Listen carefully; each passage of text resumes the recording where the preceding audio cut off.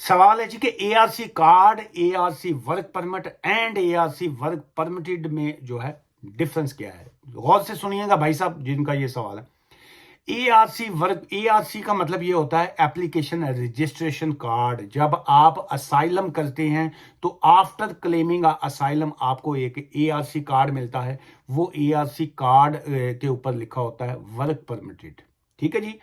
Second आ जाता है ARC work permitted otherwise, जिसको आपने लिखा। अगर आप स्टूडेंट थे, आपने असाइलम कर दिया, आपका उस कार्ड पे लिखा होगा एआरसी वर्क परमिटेड जो है, उसमें 20 आवर्स आपको लोगा।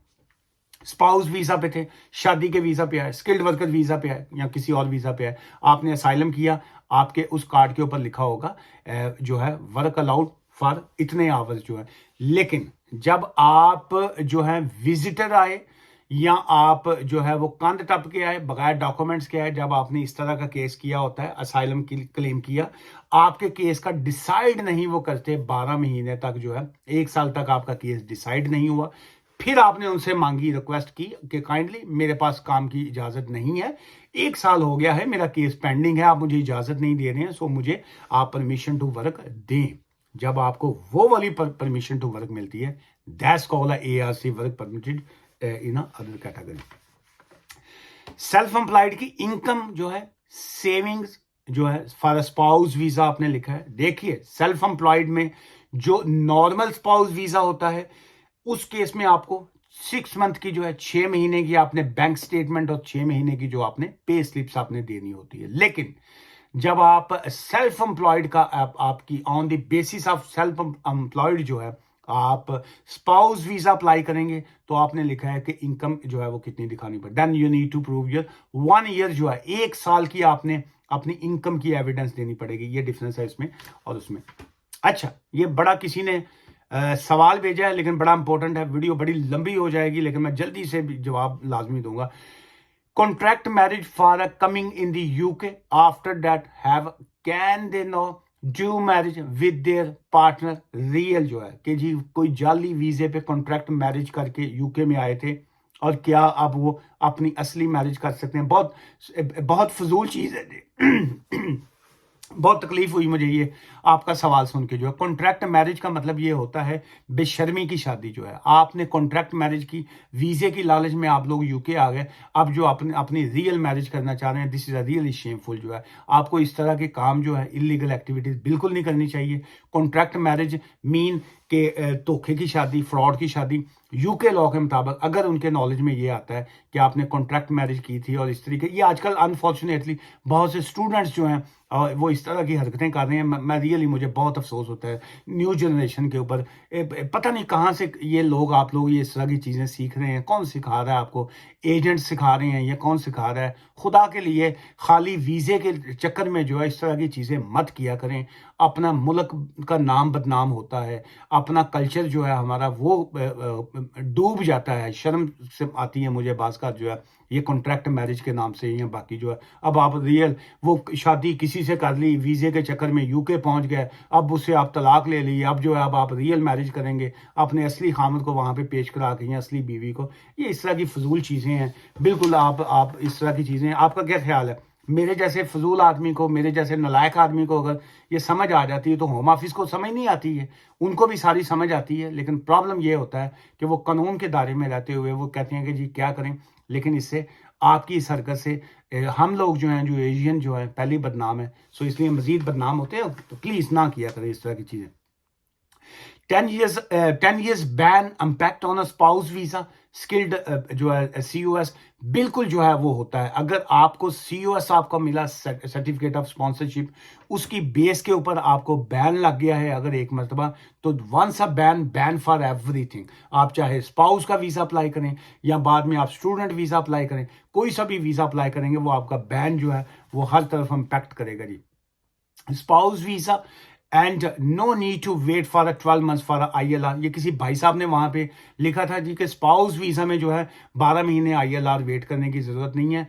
तो वहां पे मैंने वो उनको मैसेज लिखा कि जी कि हम आपका मैसेज डिलीट नहीं कर रहे हैं, लेकिन आपको जवाब ये देना चाह रहे हैं। बहुत से लोग जो हैं वो चौधरी अमी खाम खा में बन जाते हैं, वीडियो के नीचे कमेंट्स कर देंगे कि जी ये ऐसे हुआ। आपको किस क्लाइंट की प्रपोजिशन का पता नहीं होता, बहुत से लोगों को आपको अगले की सिचुएशन का पता नहीं होता। ये इसमें नो डाउट ये तो क्लियर सा पॉइंट है। अगर आप डायरेक्ट स्पाउस वीजा पे हैं then you don't need to wait for 1 year. आप जो ही आपका 5 साल पूरे हुए आप उसके बाद जो है ILR के लिए अप्लाई कर सकते हैं। लेकिन क्या आपको स्पाउस वीजा पे आप डायरेक्ट थे, या पहले विजिटर थे, फिर आप असाइलम सीकर थे, फिर उसके बाद आपका केस चलता रहा, आपको होम ऑफिस ने जाके अपीलों में कहीं जाके आपको 10 इयर्स रूट मिला, 2.5 साल का वीज़ा मिला, आपकी सिचुएशन में पता नहीं क्या थी, जो जिसका वो सवाल था एक्चुअली उनके केस में जो था कि उनको ILR लेने के लिए 1 साल का वेट करना लाजमी था। अदरवाइज जो है स्पाउस वीज़ा अगर आपके पास है तो उसमें after completion of your time जो है, चाहे वो 5 इयर्स रूट है या जौन सा भी आपका है, you can apply for ILR जो है स्टेट वे जो है। Can apply pip on a spouse visa, कि मैं अगर पर्सनल इंडिपेंडेंस पेमेंट पे हूं तो क्या मैं स्पाउस का वीजा अप्लाई कर सकता हूं या कर सकती हूं? बिल्कुल आप अप्लाई कर सकते हैं and you don't need to prove your 18,600 threshold. आप बिल्कुल आजाद हैं जी। पिप हो, DLA हो, डिसेबिलिटी लिविंग अलाउंस हो, सो यो आप स्पाउस वीजा के लिए एलिजिबल है without showing your threshold for 18,600 जो है। और एक और आखिरी सवाल भी ले लूँ, how to claim asylum in UK embassy in Pakistan.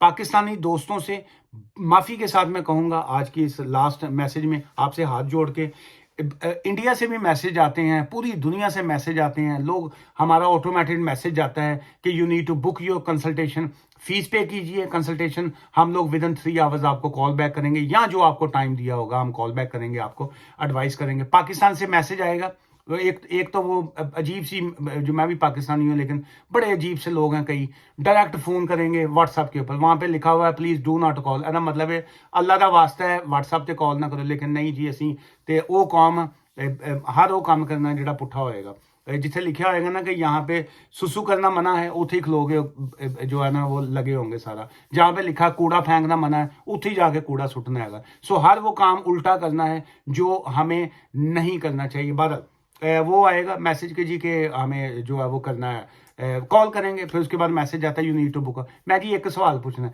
एक सवाल की पूछना है कि जी कि तुसी अपना फौत की दो ना, ऐसा सवाल पूछना है। सवाल जो भी आपने पूछना वो आपका इमिग्रेशन रिलेटेड होगा।